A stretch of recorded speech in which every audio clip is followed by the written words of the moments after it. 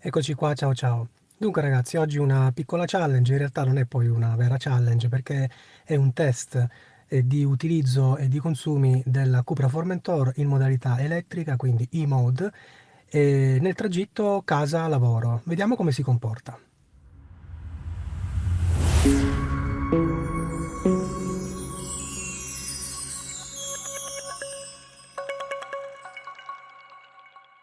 Dunque ragazzi, faremo questo test, un test ovviamente non estremo ma di assoluta routine, e cioè il comportamento della Cupra Formentor ibrida in un tragitto di 40 km circa, andata e ritorno, nel tragitto diciamo casa-lavoro, quindi andata e ritorno solo in elettrico, e vedremo un po' come si comporta, con quanta batteria arriveremo a destinazione al lavoro e con quanta riusciremo poi a tornare a casa. A più tardi!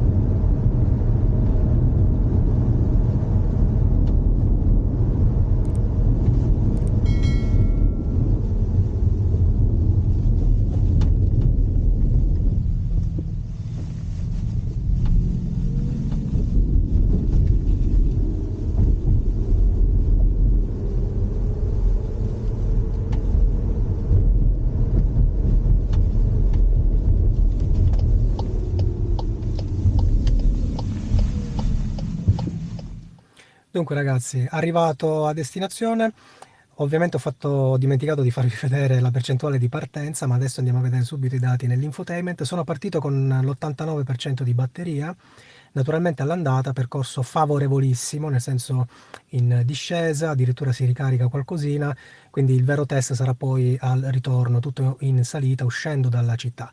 Però c'è una cosa da dire, la Cupra Formentor ibrida in modalità elettrico è un animale da città. La città è il suo regno ed è veramente regina nella città, silenziosa, si muove, agile, scattante, consuma pochissimo. E per tutto il resto, c'è Mastercard? No, no, c'è l'ibrido. Per tutto il resto c'è l'ibrido. Andiamo in giro dove vogliamo con l'ibrido. Ragazzi, vediamo i dati. Dunque, i mod, siamo arrivati a destinazione, significa che abbiamo percorso 15 km appena, e guardate che bellissima media, 300 km con un litro, di fatto non abbiamo toccato il termico, e la media è stata di 10,4 km con un kilowattora, che è tanta roba. Considerate che io valuto una media accettabile per l'elettrico intorno ai 6-7 km con un kilowattora. Qui siamo veramente a medie importanti. Vedete, ho percorso 15 km partendo dall'89% di batteria e ancora 48 km di elettrico, di autonomia in solo elettrico, che naturalmente scenderanno, saranno di meno perché poi all'andata consumerò di più. Vedremo questi 10,4 cosa diventeranno alla fine e faremo una media. Però mi pare niente male, eh? A dopo, ciao ciao!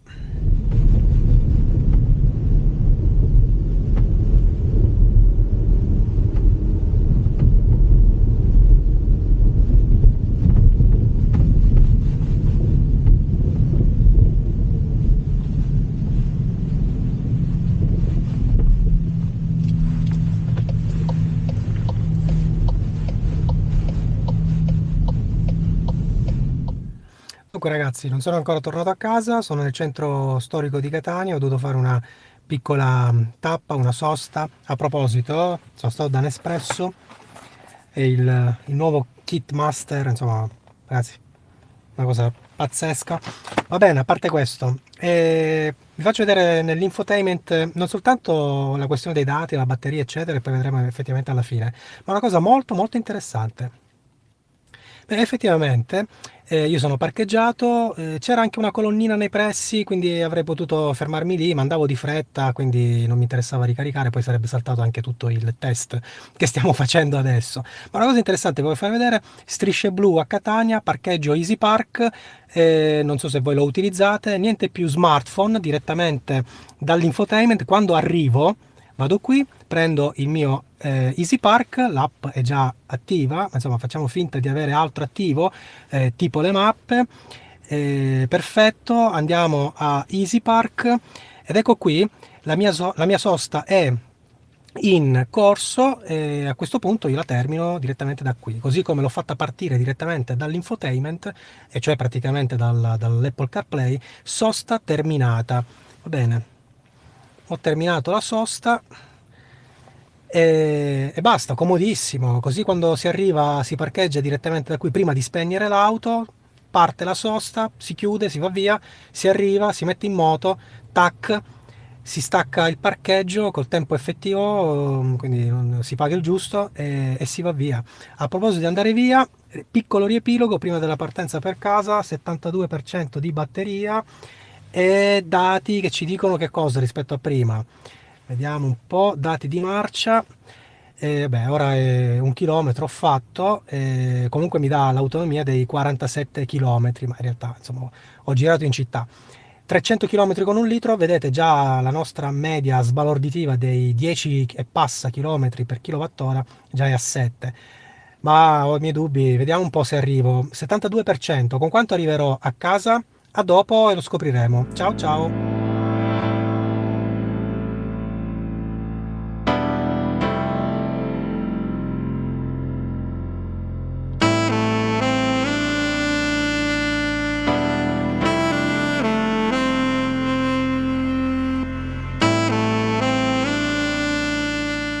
Bene ragazzi, arrivati a casa, sono quasi le 19:30, 25.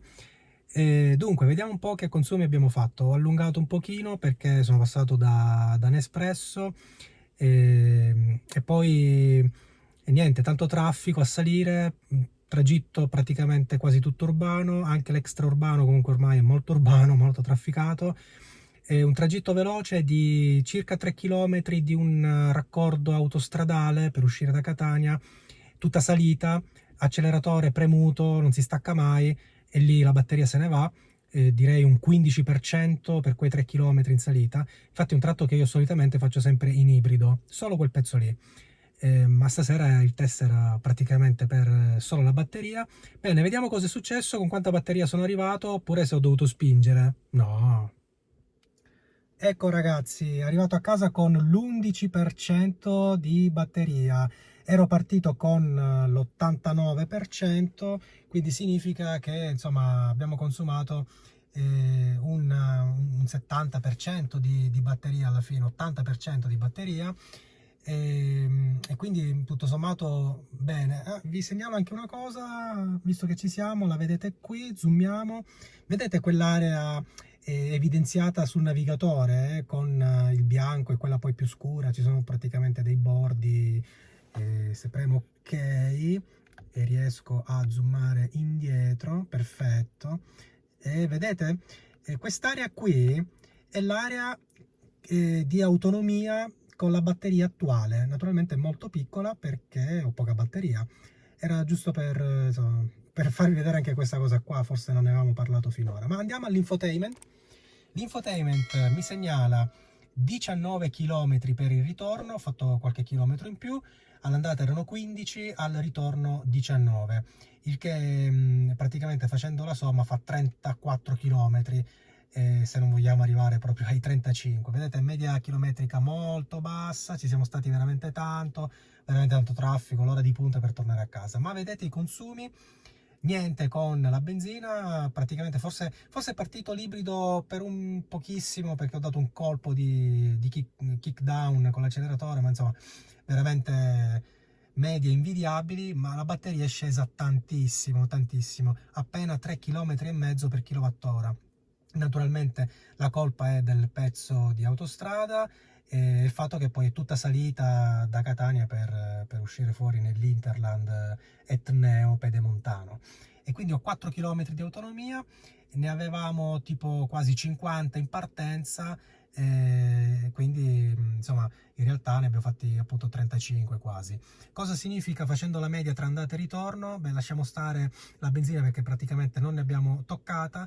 Andiamo sull'elettrico, all'andata avevamo 10,4, al ritorno 3,4, significa 13,8 diviso 2, che è così che si fa mi pare ancora la media, siamo a 6,5 mi pare, no? Ecco, un po' di più. ed è esattamente il numero di cui parlo sempre io, cioè una buona media per l'elettrico si aggira intorno a quel valore lì, tra i 6 e i 7 km per kilowattora. Cosa significa in sostanza, andando a fare due conti con i soldi, con i soldini che ho speso? Bene, ho consumato, quindi abbiamo detto, da 89 per cento di batteria, e quindi all'11% significa l'80% circa di batteria.